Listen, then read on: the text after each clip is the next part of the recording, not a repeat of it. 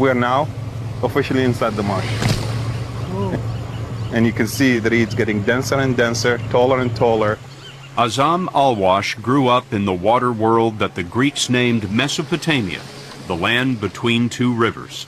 I got to tell you, this is not like any part of Iraq I've ever seen before. Right? I mean, when you say Iraq, it's a desert, right? It's burning oil. Hey, it's magical, is what it is.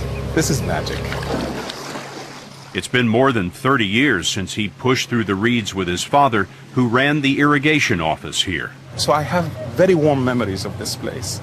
In 1978, Alwash left to study in America and became a partner in an engineering firm. I achieved the American dream, Scott.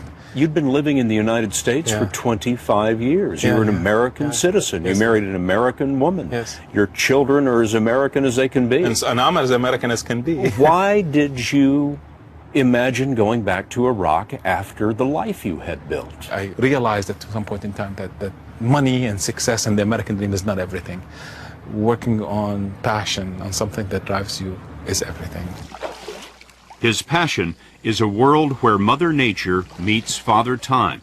It's the cradle of civilization, outlined by the Tigris and Euphrates, the likely birthplace of agriculture, the written word, and the wheel.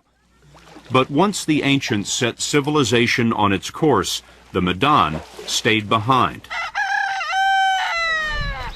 Their villages are primitive. They weave a life out of the reeds of the marsh.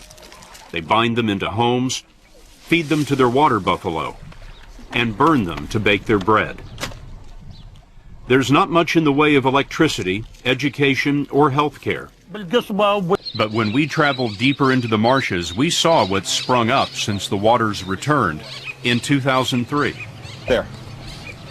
Oh, look at that. Look at that. We have entered another time. This is the water world. In the middle of the desert. Wow. All these houses built with nothing but reeds. Without reeds, you can't have this way of life. Reeds are the skeleton of these people's lives. The House of Reeds is called a mudif. Alwash wanted one as a meeting hall for his project, and we were there to watch the construction. It's made of nothing but reeds bound by reeds. The arches are planted in the ground and pulled into shape. Then woven mats cover the top. Alwash's mudif is 15 feet tall and 70 feet long. It's where we did our interview and where one of the village elders came to entertain us. Have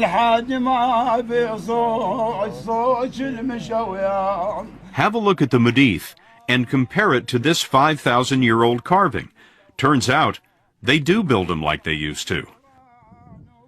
Near the marshes, the Sumerians erected this temple at the city of Ur. The Sumerians thought the marshes were so important, they wrote a story about them. The story goes that the gods grew angry at man, so they sent a deluge to cover the earth. One of the gods thought that was a terrible idea, so he warned one man to build a boat and save all the animals. The people of this region came up with that story hundreds of years before the Old Testament gave us Noah. The city of Ur is said to be the birthplace of Abraham, the father of Judaism, Christianity, and Islam. Now his descendants are returning to a life that he might have recognized.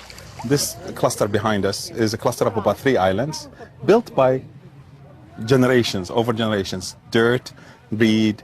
Every time it settles, they add a new layer. And that's how they make their islands? Yes. That's the Sumerian creation story, that God laid down reed mats and created man and created the world. Indeed, exactly. They took it from their lives, and, of course the gods live the way they do, and this is Eden. What's happening now is sort of a second creation story. Thousands of marsh Arabs have returned to this land since the reflooding began, and the Medan are rebuilding their islands with a few changes that Abraham would not have imagined. These people are restoring the marshes not because they're tree huggers like I am. They're restoring the marshes because they are trying to live It's not because they love the birds flying or the reeds look nice. It's about livelihood. About 50% of the marshes have been reflooded. The land of civilizations past has a future again.